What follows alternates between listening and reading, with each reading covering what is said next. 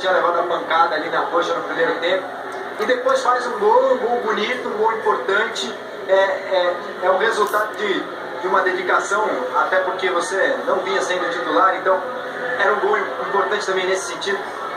Sí, la verdad, la situación, disculpen la palabra, es una mierda. La situación es...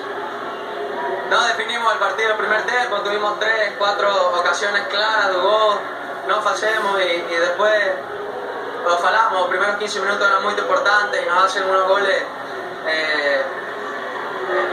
que por la misma situación que estamos pasando.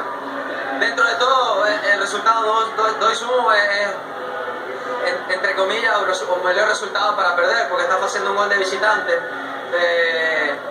Pero es una agonía que parece que no tuviera fin, pero no vamos a desistir. Vamos a ir hasta el final, ahí nos falta mucho.